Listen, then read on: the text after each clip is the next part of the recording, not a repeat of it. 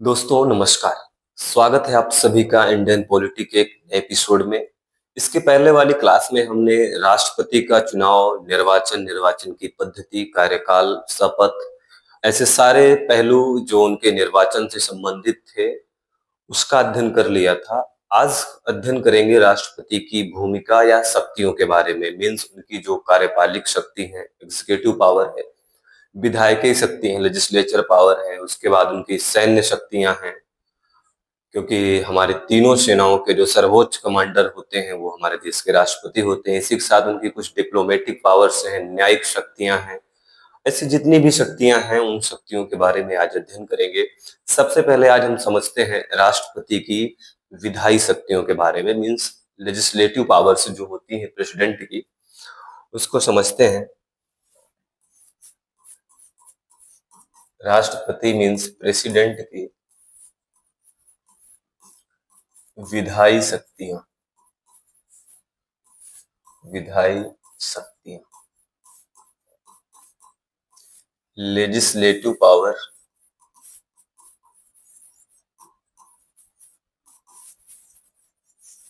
Legislative powers of president.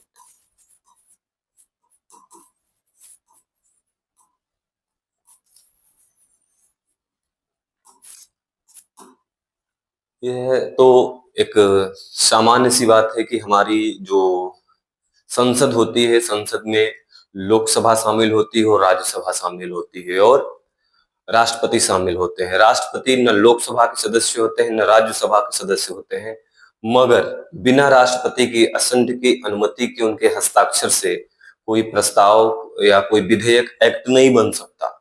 इसी के साथ अन्य कई काम हैं, विधायी काम जो राष्ट्रपति करते हैं। तो सबसे पहले समझते हैं राष्ट्रपति की जो विधायी शक्ति है।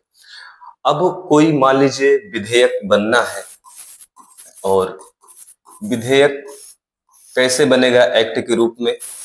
तो विधेयक को लोकसभा से पारित होना चाहिए और राज्यसभा से पारित होना चाहिए। अब लोकसभा और राज्यसभा से पारित होकर ये जाएगा प्रेसिडेंट साहब के हस्ताक्षर के लिए। अब ज्यों ही प्रेसिडेंट उस पर हस्ताक्षर कर देंगे तब वह एक्ट का फॉर्म ले लेगा और उसके बाद भारत सरकार के गजट में पब्लिश हो जाएगा। जिस दिन से वह पब्लिश होगा उस दिन से वह लागू हो जाएगा। लेकिन लागू होने से पहले वो बनना चाहिए। तो जब तक राज्यसभा लोकसभा से पारित विधेयक राष्ट्रपति का हस्ताक्षर उस पर नहीं होगा, तब तक वह विधेयक पारित नहीं माना जाएगा। और यही सबसे सुप्रीम पावर है, हमारी संसदीय व्यवस्था का सुप्रीम कैरेक्टर है कि जब तक प्रेसिडेंट की एसेंट नहीं है, सहमति नहीं है, तब तक वह विधेयक एक्ट का रूप नहीं धारण कर सकता। अब यह विधेयक राष्ट्रपति के पास जाएगा तो राष्ट्रपति क्या करेंगे? हो सकता है राष्ट्रपति इस पर हस्ताक्षर कर दें या इस पर सहमति दे दें, सहमति दे दें या इस विधेयक पर हस्ताक्षर कर दें। अगर राष्ट्रपति ने सहमति या हस्ताक्षर कर दिया तो विधेयक पारित, एक्ट का रूप ले लेगा।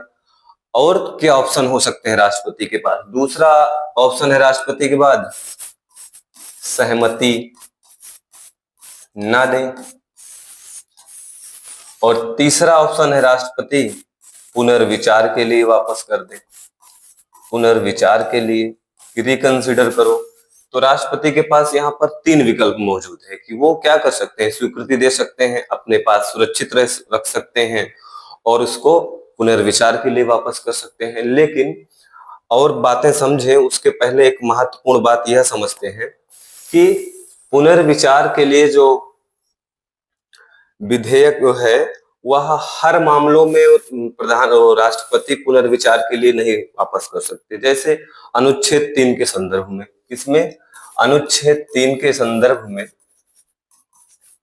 अनुच्छेद 3 के संदर्भ में यदि कोई विधेयक राष्ट्रपति के पास आया है तो अनिवार्य रूप से राष्ट्रपति को उस पर हस्ताक्षर करना पड़ेगा। उसको पुनर्विचार के लिए नहीं भेज सकते, अपने पास रख सकते हैं। कब साइन करेंगे ये कहीं मेंशन नहीं है, लेकिन जब अनुच्छेद 3 के संदर्भ में कोई विधेयक आएगा तो राष्ट्रपति उसको पुनर्विचार के लिए वापस नहीं कर सकते, रिकंसिडर के लिए नहीं भेज सकते लोकसभा राज्यसभा के पास। और अनुच्छेद 3 में क्या है? राज्यों का नाम, क्षेत्र सीमा परिवर्तन से जुड़ा हुआ मामला है कि किसी राज्य का नाम बदलना है, दो राज्यों को मिलाकर एक राज्य बनाना है, किसी राज्य को काट कर नया राज्य बनाना है, दो राज्यों की सीमाओं में बदलाव करना है। जैसे यूपी से उत्तराखंड बना दिया गया, बिहार से झारखंड बना दिया गया, एमपी से छत्तीसगढ़ बना दिया गया। तो ये सारे विधेयक, ऐसे विधेयक जब राष्ट्रपति के पास आएंगे तो राष्ट्रपति को इस पर हस्ताक्षर करना अनिवार्य है, पुनर्विचार के लिए वापस नहीं कर सकते। क्यों? क्योंकि ये जो विधेयक नाम क्षेत्र सीमा परिवर्तन का आता है, उस पर पहले ही राष्ट्रपति की सहमति ले ली जाती है। बिना राष्ट्रपति की सहमति से इस मामले का कोई विधेयक संसद में आ ही नहीं सकता। ये बात क्लियर। दूसरा संदर्भ है धन विधेयक का।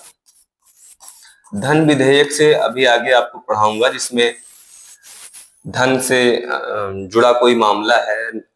अगर धन विधेयक का संदर्भ है या मामला है तो राष्ट्रपति के पास यह शक्ति नहीं है कि वह उस विधेयक को पुनर्विचार के लिए वापस कर दे। और अन्य मामलों में राष्ट्रपति भेज सकते हैं कि आप इसको रिकंसिडर करिए। जैसे एक मामला आया था लाभ के पद को लेकर, लाभ के पद को लेकर इस पर एक्ट बनाया था संसद ने, और उस समय हमारे देश के तत्कालीन राष्ट्रपति थे एपीजे अब्दुल कलाम साहब।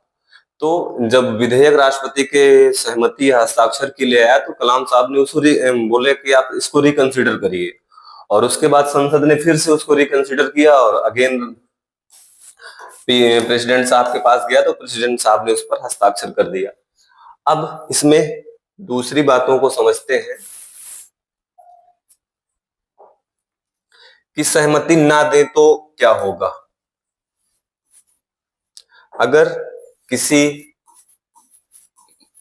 प्रावधान पर राष्ट्रपति सहमति ना दे और चुपचाप उसको अपने पास रख ले तो क्या होगा? वह एक्ट में तब्दील नहीं हो पाएगा, वह विधेयक एक्ट का नाम नहीं ले पाएगा। क्यों? क्योंकि राष्ट्रपति साहब उस पर मौन हो गए, ना उन्होंने उसको रिकंसिडर करने के लिए भेजा, ना उस पर कोई बात करी, ना सहमति दी। शांति से राष्ट्रपति साहब उसको अपने पास रखकर बैठ गए। तब यहीं से जो सहमति ना दे तो क्या होगा, यहीं से राष्ट्रपति की वीटो पावर को भी समझ लेते हैं। राष्ट्रपति की वीटो पावर का मतलब कुछ नहीं बोला राष्ट्रपति ने, ना उस पर हाँ बोला ना उस पर ना बोला, और शांति से उसको अपने पास रख लिए, उस पर कोई अनुमति नहीं दी। तो जो वीटो पावर है, या कहीं अब संविधान में मेंशन नहीं है कि राष्ट्रपति की ये वीटो पावर है, ना संसदीय व्यवस्थाओं में कहीं लिखा है, लेकिन राष्ट्रपति के कार्यकलाप के आधार पर 3 तरीके के वीटो हम समझ सकते हैं कि राष्ट्रपति ने इस पर वीटो किया है। पहला वीटो जो है अत्यांतिक या अब्सोल्यूट वीटो, समझते हैं। अत्यांतिक वीटो या एब्सोल्यूट वीटो। इस वीटो में क्या होता है? इस वीटो का मतलब अब राष्ट्रपति इस वीटो पर अपने पास सुरक्षित रख लिए हैं, और सुरक्षित रखने के बाद क्या हुआ, यह वीटो समाप्त हो जाएगा। एब्सोल्यूट वीटो का प्रयोग होने का मतलब विधेयक समाप्त। अब इसमें क्या ऐसे कारण होते हैं जिससे राष्ट्रपति एब्सोल्यूट वीटो का प्रयोग करते हैं? तो इसमें 2 कारण होते हैं। पहला कारण ये होता है कि विधेयक किसी गैर सरकारी सदस्य द्वारा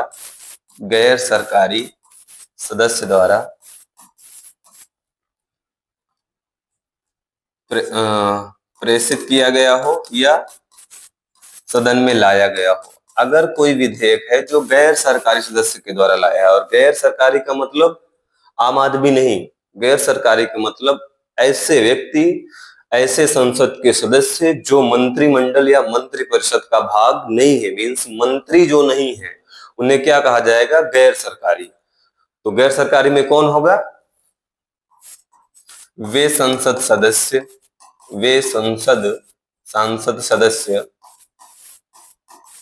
जो मंत्री नहीं है, और ये सदस्य सत्ता पक्ष से भी हो सकते हैं सत्ता पक्ष से भी हो सकते हैं और विपक्ष से भी हो सकते हैं और निर्दलीय भी हो सकते हैं। गैर सरकारी जो कैटेगरी है वो सत्ता, विपक्ष और निर्दलीय सब आते हैं। तो यदि कोई विधेयक गैर सरकारी सदस्य के द्वारा प्रेषित किया गया है या लाया गया है या पारित कराया गया है, तो ऐसे मामले में राष्ट्रपति एब्सोल्यूट वीटो का प्रयोग कर देते हैं, क्योंकि राष्ट्रपति की सलाह देने के लिए कौन है? मंत्रिपरिषद। क्योंकि अनुच्छेद 53 में कहा गया है कि संघ की कार्यपालिका शक्ति राष्ट्रपति में निहित होगी, और उसी के साथ अनुच्छेद 74(1) में प्रोविजन किया गया है कि राष्ट्रपति की सहायता और सलाह के लिए एक मंत्रिपरिषद होगी, और जो प्रधानमंत्री के द्वारा लीडरशिप की जाएगी जिसकी। और सुप्रीम कोर्ट ने केहर सिंह वाद और अन्य कई वादों में कहा है कि अनुच्छेद 53 और 74 एक दूसरे के पूरक है। मतलब राष्ट्रपति में शक्तियां तो निहित है, लेकिन वह शक्तियां का प्रयोग मंत्रिमंडल की सहायता से करेगा, और जिसका नेतृत्व प्रधानमंत्री के द्वारा होता है। तो मंत्रिमंडल ही रोक दे कि राष्ट्रपति साहब इस विधेयक पर आप हस्ताक्षर ना करना या सहमति ना देना, तो क्या करेंगे राष्ट्रपति साहब? एब्सोल्यूट वीटो का प्रयोग कर देंगे। और दूसरी कंडीशन क्या होती है एब्सोल्यूट वीटो का प्रयोग करने की? वो यह होती है कि मान लीजिए कोई मंत्रिमंडल है और उसने लोकसभा राज्यसभा से कोई विधेयक पास करा लिया था, लेकिन वो मंत्रिमंडल विघटित हो जाती है। मान लीजिए आज कोई सरकार है, इस सरकार ने ये विधेयक लोकसभा राज्यसभा से पास करा लिया और ये राष्ट्रपति के पास गया, और राष्ट्रपति अभी इस पर हस्ताक्षर नहीं किए हैं, क्योंकि कोई समय सीमा का तो उल्लेख है नहीं कि एक दिन में विधेयक पर हस्ताक्षर करेंगे या 20 दिन में करेंगे या 20 महीना में करेंगे। तो जो ये विघटित मंत्रिमंडल है, इसका यह विधेयक था, और जो नई मंत्रिमंडल गठित हुई, जो नई मंत्रिमंडल का गठन हुआ, इस मंत्रिमंडल ने राष्ट्रपति से बोल दिया कि डियर प्रेसिडेंट साहब, ये जो विधेयक पुरानी सरकार ने लाया था और पास भी कराया था लोकसभा राज्यसभा से, बट आपके पास है, आप इस पर साइन मत करना और आप एब्सोल्यूट या अत्यंतिक वीटो का प्रयोग कर दीजिए। तो अत्यंतिक वीटो का प्रयोग का मतलब पूरी तरीके से विधेयक समाप्त, उस पर राष्ट्रपति ने हस्ताक्षर नहीं किया। और ये दो कंडीशन में प्रयोग होता है, या कोई गैर मंत्री इसको प्रस्तुत करे, या ऐसी मंत्रिमंडल के द्वारा पारित कराया गया विधेयक था जो सत्ता में नहीं है। दूसरा जो वीटो है वह है निलंबनकारी वीटो। निलंबनकारी वीटो, सस्पेंसिव वीटो।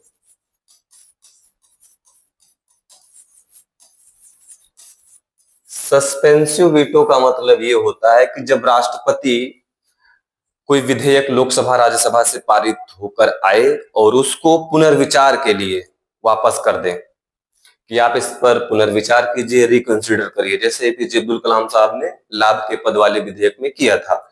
तो जब राष्ट्रपति किसी विधेयक को संसद के पास पुनर्विचार के लिए वापस कर दे, तो ऐसा जो वीटो का प्रयोग होगा वह वीटो क्या कहलाएगा? निलंबनकारी वीटो। लेकिन यहाँ पर इंपॉर्टेंट बातें हैं कि अगर राष्ट्रपति ने निलंबनकारी वीटो का प्रयोग किया और संसद ने दोबारा चाहे संशोधन किया हो चाहे न किया हो संशोधन, उसको पुनः पारित करके राष्ट्रपति के पास भेजा,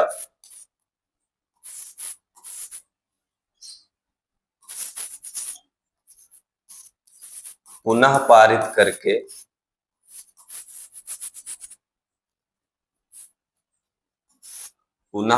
करके राष्ट्रपति के पास भेजा, तो अब राष्ट्रपति बाध्य है उस पर हस्ताक्षर करने के लिए, बाध्य हैं राष्ट्रपति हस्ताक्षर करने के लिए। अब राष्ट्रपति जब एक बार पुनर्विचार संसद ने कर लिया तो दोबारा उसी विधेयक पर पुनर्विचार नहीं करवा सकते, मैंडेटरी हो गया कि आप हस्ताक्षर करेंगे ही करेंगे। एक इंदिरा गांधी जी ने एक अमेंडमेंट लाया था, 42वां संविधान संशोधन, जिसे मिनी कॉन्स्टिट्यूशन भी कहा जाता है, और इस संविधान संशोधन ने संविधान के लगभग हर भाग में संशोधन किया, हर भाग को टच किया, और इसमें उन्होंने प्रोविजन कर दिया था कि राष्ट्रपति को मंत्रिमंडल की जो सलाह होगी उसको मानना बाध्यकारी है। मीन्स अगर राष्ट्र ये जो विधेयक आया किसके बिहाफ पर? मंत्रिमंडल के बिहाफ पर पास हुआ लोकसभा राज्यसभा से, तो राष्ट्रपति उसको रिकंसिडर करने के लिए नहीं भेज सकते। लेकिन इस प्रावधान को रिपील कर दिया गया था, समाप्त कर दिया गया था 44वें संविधान संशोधन 1978 के द्वारा जनता पार्टी की सरकार ने, कि एक बार राष्ट्रपति पुनर्विचार के लिए भेज सकते हैं।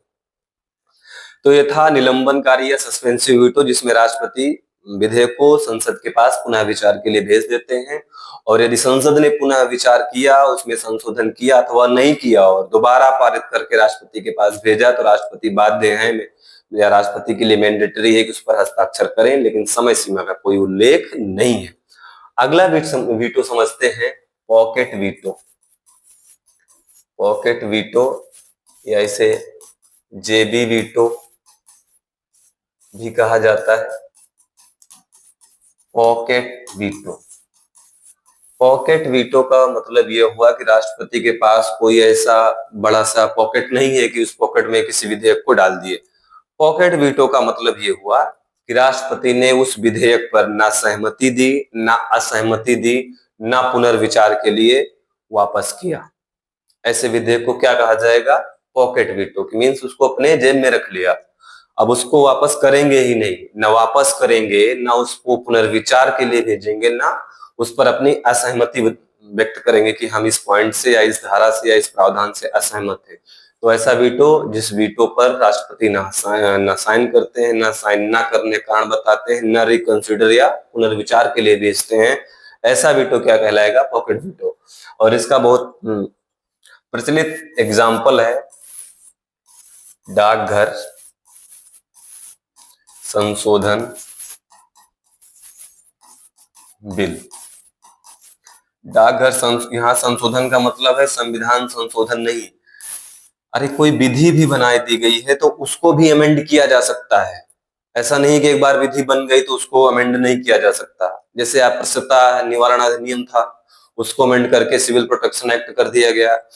तो कोई विधि बन गई है तो उसमें अमेंडमेंट भी किया जा सकता है। तो ये बेसिकली डाकघर विधेयक बिल राजीव गांधी सरकार के द्वारा लाया गया था, और इसमें प्रावधान किया गया था कि नेशनल इंटरेस्ट में, राष्ट्र की सुरक्षा के संदर्भ में या राष्ट्र की भलाई के संदर्भ में, हम जो चिट्ठियां डाक विभाग में आती हैं या कॉल कोई करता है, तो हम अगर समझेंगे कि यह व्यक्ति सस्पेक्टेड है, तो उसकी चिट्ठी को या उसके लेटर को हम देख सकते हैं, मतलब सरकार देख सकती है और उसकी कॉल को भी सुन सकती है। तो इस डाकघर बिल विधेयक पर जो तत्कालीन हमारे देश के राष्ट्रपति थे ज्ञानी जैल सिंह, इन्होंने पॉकेट वीटो का प्रयोग कर दिया था, और पॉकेट वीटो का प्रयोग कर दिया था तो ये बिल पास नहीं हो पाया था। और इंटरेस्टिंग बात यह है कि राजीव गांधी भी कांग्रेस के ही मेंबर थे, और ज्ञानी जैल सिंह जो हमारे देश के उस समय राष्ट्रपति साहब थे, ये भी कांग्रेस पार्टी के ही थे। लेकिन दोनों पदाधिकारियों के बीच डिस्प्यूट हो गया था, एक तरीके से विवाद हो गया था कि प्रधानमंत्री ने कहा ये जरूरी है, इसको पास करना है, हमने लोकसभा राज्यसभा से पारित करा के आपके पास भेज दिया है, आप इस पर हस्ताक्षर करिए। यानी जैल सिंह ने इस पर हस्ताक्षर नहीं किया। तो ये भी एक इंटरेस्टिंग मोड है हमारी पॉलिटिकल सिस्टम का। अब हम राष्ट्रपति की जो दूसरी विधायी शक्ति है उसको पढ़ते हैं। दूसरी विधायी शक्ति है अनुच्छेद 123 के संदर्भ में। और अनुच्छेद 123 क्या प्रावधान करता है? अध्यादेश जारी करने की राष्ट्रपति की शक्ति। संविधान में प्रावधान किया गया है कि संसद के विश्रांत काल में राष्ट्रपति अध्यादेश जारी कर सकते हैं, और अध्यादेश का वही इंपॉर्टेंस है जो संसद के द्वारा बनाया गया कोई एक्ट। तो अध्यादेश का वही महत्व है जो संसद के द्वारा बनाया गया कानून है। तो यहाँ इसका मतलब ये नहीं कि शॉर्टकट तरीके से ही हमारी जो सरकार है वो राष्ट्रपति को बोल दे कि आप अध्यादेश जारी करिए। ये जो अध्यादेश है अधिकतम 6 माह के लिए है, क्योंकि संविधान में प्रावधान किया गया है कि संसद के 2 सत्रों के बीच की अधिकतम समय सीमा जो है 6 महीने की है। तो मिनिमम साल में 2 बार तो संसद का सदन चलेगा ही। और जो अध्यादेश राष्ट्रपति ने जारी किया, यह अध्यादेश 6 महीने तक वैलिड रहेगा। और दूसरी कंडीशन इसकी यह है कि जैसे ही संसद का दोबारा बैठक हुई और बैठक के 6 सप्ताह के अंदर 6 सप्ताह के अंदर इस अध्यादेश को सदन अगर पारित कर देता है तो यह अध्यादेश एक्ट का रूप ले लेगा। अन्यथा अगर संसद इस एक्ट को 6 सप्ताह के अंदर पारित नहीं करती है तो क्या होगा, यह अध्यादेश स्वतः समाप्त हो जाएगा। तो अध्यादेश जारी करने की यह पावर प्रेसिडेंट में है और इसका मकसद बेसिकली यह था कि जो इमीडिएट कंडीशन उत्पन्न हो जाए और जिसमें जरूरी हो कि कोई अध्यादेश लाया जाए। और इमरजेंसी के पीरियड में तो कई अध्यादेश लाए गए थे जो हमारी लोकतांत्रिक व्यवस्था पर एक तरीके से कुठाराघात था, लेकिन ये पावर थी अध्यादेश जारी करने की, राष्ट्रपति कर सकते हैं। और इस अध्यादेश का इम्पोर्टेंस या महत्व उतना ही है या इसकी शक्ति उतनी ही है जितना संसद के द्वारा बनाया गया कोई कानून होता है। ठीक है, अब दूसरी विधायी शक्ति समझते हैं कि राज्यों के जो राज्यपाल होते हैं, राज्यों के जो राज्यपाल होते हैं वो क्या करते हैं कि राज्य की विधानसभा यदि कोई विधेयक लाती है और विधेयक पास करके राज्यपाल साहब के पास भेजती है तो राज्यपाल साहब के पास यहाँ पर कई विकल्प होते हैं। उसमें से एक विकल्प होता है अनुच्छेद 201 का, कि राज्यपाल क्या करे कि उस जो विधेयक विधानसभा ने भेजा है राज्यपाल के हस्ताक्षर के लिए, उस पर राज्यपाल साहब हस्ताक्षर भी ना करें, पुनर्विचार के लिए भी ना भेजें, बल्कि अनुच्छेद 201 के तहत राज्यपाल को यह शक्ति है कि वह इस विधेयक को आरक्षित कर सकते हैं, आरक्षित कर सकते हैं राष्ट्रपति की सहमति के लिए। राष्ट्रपति मतलब प्रेसिडेंट मतलब राष्ट्रपति की सहमति के लिए। अब जो कोई विधेयक है जिसको राज्यपाल ने राष्ट्रपति के लिए आरक्षित कर दिया कि अब इस पर राष्ट्रपति कोई राय लेंगे, निर्णय देंगे, तब हम इसको आगे बढ़ाएंगे, तो इस समय हमारे देश के राष्ट्रपति के पास क्या पावर होती है? इस समय राष्ट्रपति के पास ये शक्ति होती है कि वह जो विधेयक आया है उसको बोल सकते हैं कि आप इस पर सहमति दे दो, या फिर राष्ट्रपति के पास यह भी शक्ति होती है कि वह अपने पास सुरक्षित रख सकते हैं या फिर उसको पुनर्विचार के लिए वापस कर सकते हैं। तो ये अनुच्छेद 201 के संदर्भ में राष्ट्रपति की जो लेजिस्लेटिव पावर थी। अब राष्ट्रपति के पास अन्य कई जो लेजिस्लेटिव पावर है उसको देखते हैं। जैसे कुछ विधेयक हैं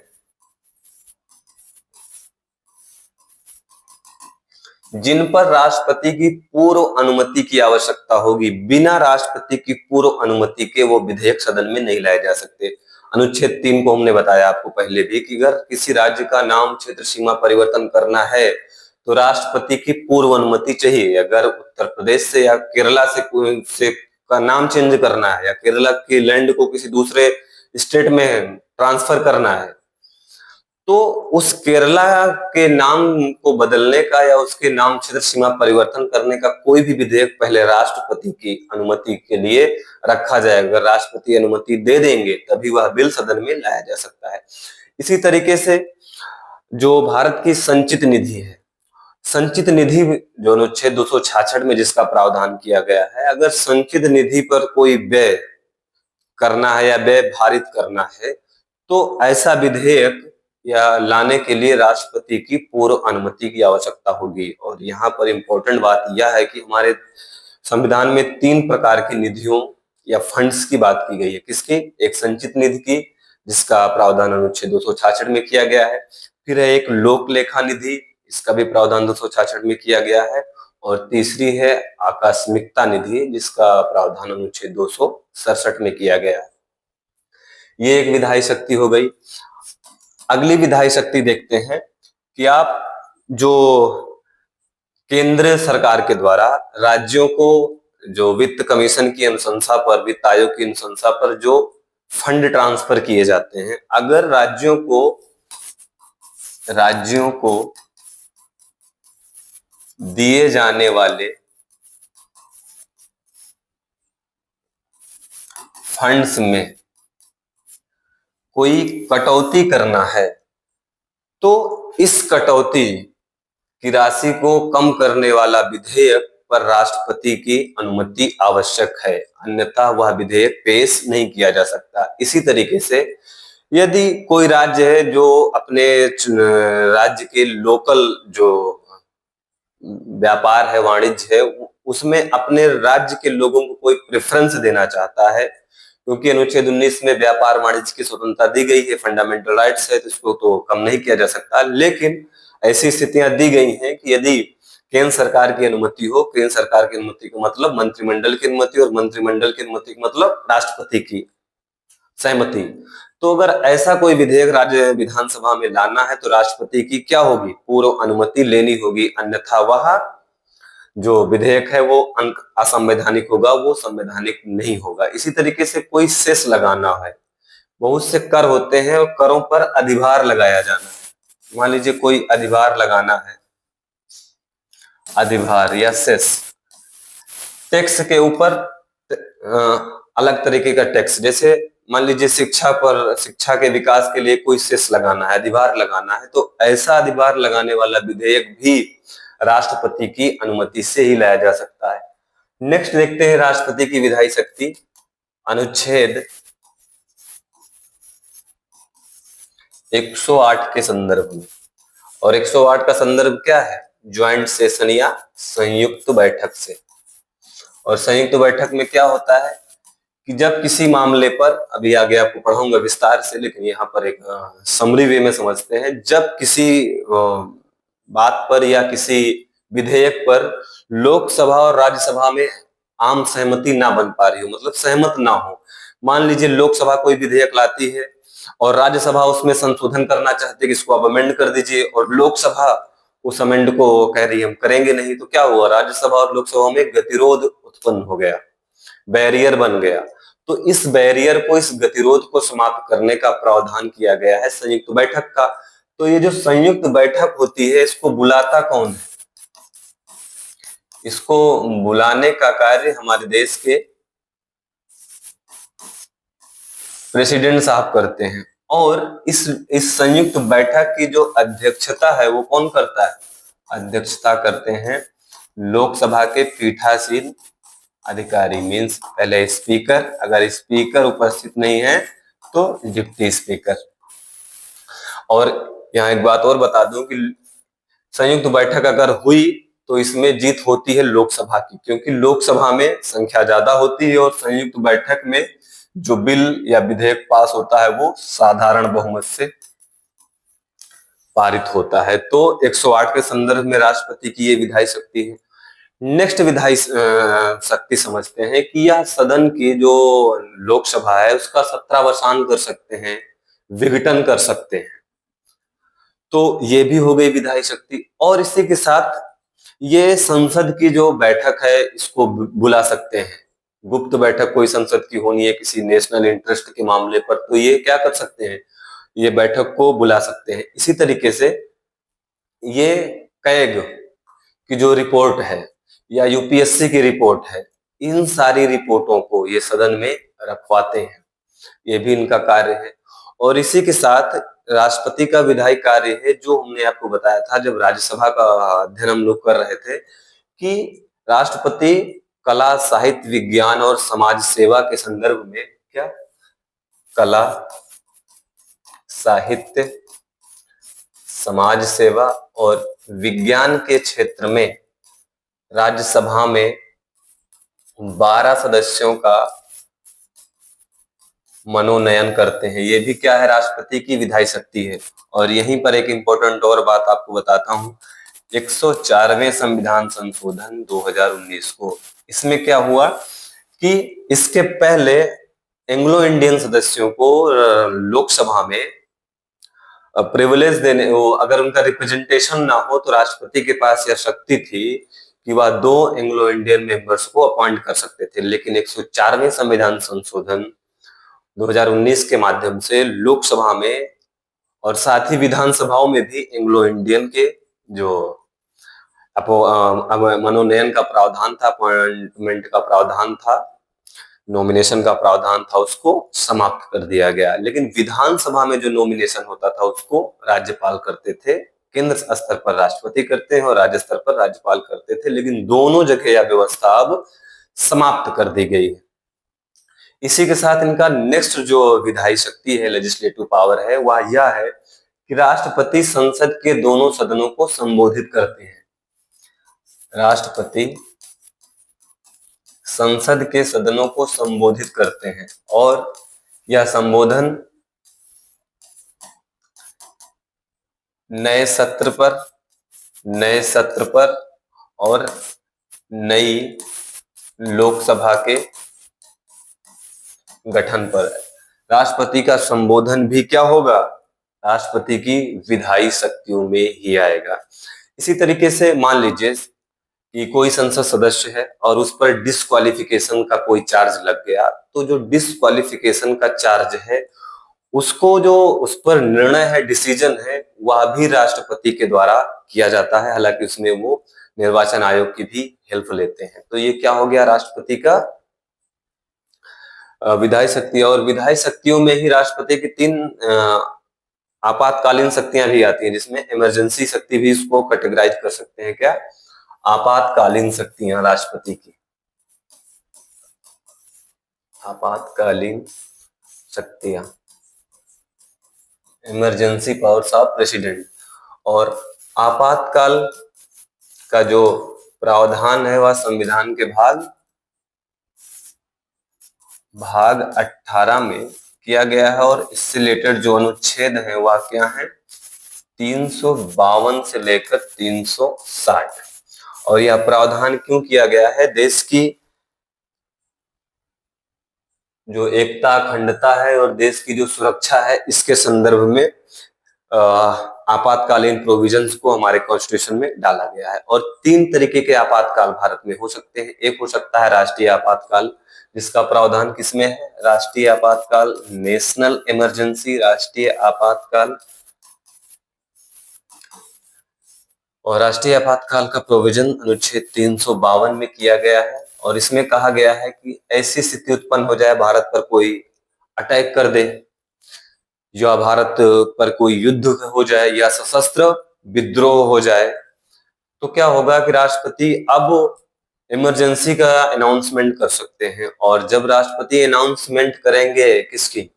नेशनल इमरजेंसी के पास, तो राष्ट्रपति के पास वंडरफुल टाइप की शक्तियां आ जाती हैं। वो क्या कर सकते हैं? राष्ट्रीय आपातकाल के दौरान राज्यों की जो विशिष्ट प्रकार की सुविधाएं मिलती हैं, अभी मैं केवल इसको समरी वे में बता रहा हूँ। पूरा प्रोविजन 360 का नेक्स्ट क्लास में हम आपको समझाएंगे, या अलग से इमरजेंसी का जो प्रोविजन है उसको समझाएंगे। यहाँ हम राष्ट्रपति के संदर्भ में थोड़ा सा टच कर रहे हैं कि भारत पर अटैक हो जाए, सशस्त्र विद्रोह हो जाए, भारत पर आक्रमण हो जाए, तो भारत की इस सुरक्षा को ध्यान में रखते हुए राष्ट्रपति नेशनल इमरजेंसी के अनाउंसमेंट कर सकते हैं। लेकिन यह नेशनल जो इमरजेंसी घोषित होगी वह मंत्रिमंडल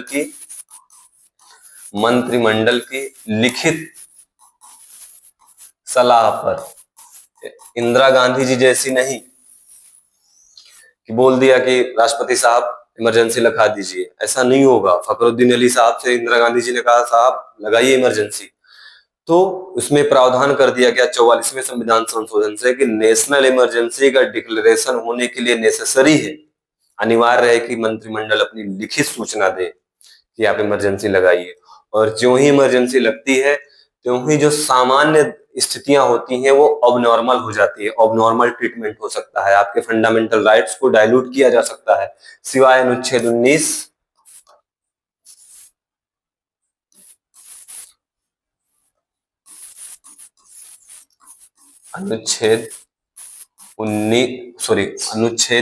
20 और 21 को छोड़कर आपके सारे मूल अधिकारों का निलंबन कौन कर सकता है? राष्ट्रपति। या राष्ट्रपति की क्या है? लेजिस्लेटिव पावर है, विधायी शक्ति है। और इसमें यह भी प्रावधान किया गया है कि यहाँ पर अनुच्छेद 23 का अपवाद लागू हो सकता है। और अनुच्छेद 23 का अपवाद हमने फंडामेंटल राइट्स पढ़ाते समय चिल्ला चिल्ला के आपको पढ़ाया था। अनुच्छेद 23 का अपवाद यह है कि सार्वजनिक व्यवस्था या को बनाए रखने के लिए राज्य अनिवार्य सेवा लागू कर सकता है। क्या? अनिवार्य सेवा लागू कर सकता है कि बिना पैसे के भी आपको सेना में जाना पड़ेगा, या जो भी बात संघ सरकार के द्वारा राष्ट्रपति के आदेश से बोला जाएगा, आपको नेशनल इमरजेंसी के समय काम करना पड़ेगा, बेगार करना पड़ेगा, बिना पैसा के श्रम करना पड़ेगा। तो और इसी इमरजेंसी के समय 352 के समय जो राज्यों को विभिन्न प्रकार के फंड मिलते हैं, उन फंड को कम किया जा सकता है या समाप्त भी किया जा सकता है। दूसरी जो इमरजेंसी पावर है उसको समझते हैं राष्ट्रपति की।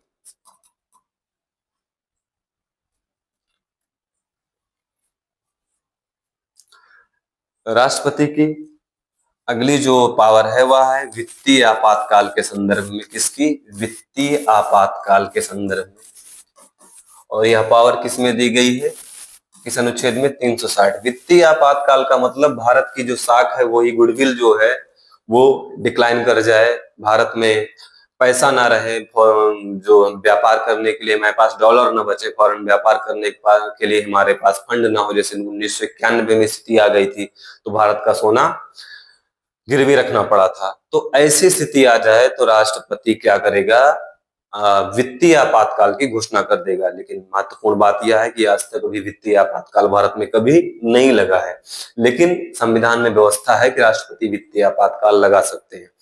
जब वित्तीय आपातकाल लगेगा तो राष्ट्रपति क्या कर सकते हैं अपनी विधायी शक्ति के तहत? इसमें और भी प्रावधान कर सकते हैं कि जो राज्यों को फंड मिलता है उसको रोक सकते हैं, जो सैलरी या वेतन दिया जाता है, पेंशन दिया जाता है, इन सब को वो रोक सकते हैं। लेकिन यहाँ पर इंपॉर्टेंट बात यह भी है कि वित्तीय आपातकाल के समय भी प्रेसिडेंट साहब की जो परिलब्धियां मिलती हैं, या सामान्य भाषा में समझाने के लिए बोलूं, जो उनको वेतन और सुविधाएं मिलती हैं उसमें कटौती नहीं हो सकती। शेष सभी के फंड में कटौती हो सकती है। जैसे कोविड के समय मोदी जी ने क्या कहा था कि जो सांसद और विधायक हैं उनको वेतन नहीं मिलेगा। हालांकि वित्तीय आपातकाल नहीं घोषित हुआ था, लेकिन ऐसे ही कुछ समझ सकते हैं अनुच्छेद 360 को। अब अगली जो विधायी शक्ति में ही इमरजेंसी का प्रावधान है वह है अनुच्छेद 356 का डिक्लेरेशन। अनुच्छेद 356। अनुच्छेद 356 में क्या है? राष्ट्रपति शासन। और राष्ट्रपति शासन कहाँ लगेगा? राज्यों पर। देश में राष्ट्रपति शासन नहीं लगता सेंट्रल लेवल पर, राज्यों पर राष्ट्रपति शासन लागू होता है। और राज्यों पर राष्ट्रपति शासन क्यों लागू होगा? कि जो राज्य की मशीनरी है, जो राज्यों को काम करने की व्यवस्था दी गई है, राज्य फेल कर गए, या फिर केंद्र सरकार के द्वारा कोई इंस्ट्रक्शन दिया जाता है। मान लीजिए इमरजेंसी के समय कोई इंस्ट्रक्शन दिया गया कि राज्य सरकार को भी पैसा नहीं मिलेगा, राज्य सरकार कह रही है हम पैसा लेंगे ही, या राज्य सरकार से कहा गया कि अपनी पुलिस भेजिए, सेना हम सीमा पर भेजेंगे, लड़ने के लिए भेजेंगे, राज्य सरकार कहते पुलिस नहीं भेजेंगे। तो क्या हुआ? राज्य सरकार ने संविधान का उल्लंघन किया। क्यों उल्लंघन किया? क्योंकि केंद्र सरकार ने, राष्ट्रपति ने आदेश दिया था या रिक्वेस्ट किया था कि आप पुलिस को भेजिए, राज्यों ने कहा नहीं भेजेंगे। तो क्या हुआ? संविधान के प्रावधानों के अनुसार नहीं चल रही है राज्य सरकार। तो राज्य सरकार अगर नहीं चल रही है तो राष्ट्रपति का कर्तव्य है कि वहां पर जो राज्य विधानमंडल है उसको भंग कर दें और वहां पर राष्ट्रपति शासन लागू कर दें। और जो ही राष्ट्रपति शासन लागू होगा, पूरी विधानसभा की शक्ति संसद के पास आ जाएगी, यहाँ तक कि बजट पास करने, नया कानून बनाने की भी। तो ये थी क्या? राष्ट्रपति की वित्तीय शक्तियां। तो हमने राष्ट्रपति के आज के इस एपिसोड में समझा कि राष्ट्रपति की विधायी शक्तियां क्या होती हैं। राष्ट्रपति की जो विधायी शक्तियों में ही आपातकाल की शक्तियां हैं, वीटो पावर्स हैं, इन सबको हमने समझा। और आज के इस एपिसोड में इतना ही। नेक्स्ट एपिसोड में हम संविधान से संबंधित और जो राष्ट्रपति के अन्य पावर्स हैं, जिसमें राष्ट्रपति की कार्यकारी एग्जीक्यूटिव पावर्स गिवन है, इसको समझेंगे। साथ ही हम राष्ट्रपति की सैन्य शक्तियों को समझेंगे कि राष्ट्रपति के पास सैन्य शक्तियां कैसे होती हैं। डिप्लोमेटिक पावर्स होती हैं, कूटनीतिक शक्तियां, राजदूतों को नियुक्त करना है, कोई विदेशी डेलीगेशन आया तो उसके संबंध में राष्ट्रपति क्या करते हैं। और सबसे इंपॉर्टेंट ये भी अध्ययन करेंगे कि जो राष्ट्रपति की क्षमादान की शक्ति है, किसी अपराधी को जब देश के सारे कोर्टों ने सजाए मौत दे दिया हो या कठोर से कठोर सजा दे दिया हो, तब भी राष्ट्रपति उनको रिलीफ दे सकता है, यहाँ तक कि उनके मृत्युदंड को माफ कर सकता है। मृत्युदंड से रिलेटेड सारे एस्पेक्ट्स को समझेंगे। कल के एपिसोड में हम राष्ट्रपति के चैप्टर को वाइंड अप कर देंगे। नेक्स्ट एपिसोड से हम कोई नया चैप्टर स्टार्ट करेंगे। तो आज के इस एपिसोड में इतना ही। उम्मीद है कि आज का एपिसोड आपको समझ में आया होगा। तो अंत में अस्त व्यस्त नहीं, व्यस्त और मस्त रहिए, पढ़ते रहिए। जय हिंद, जय भारत।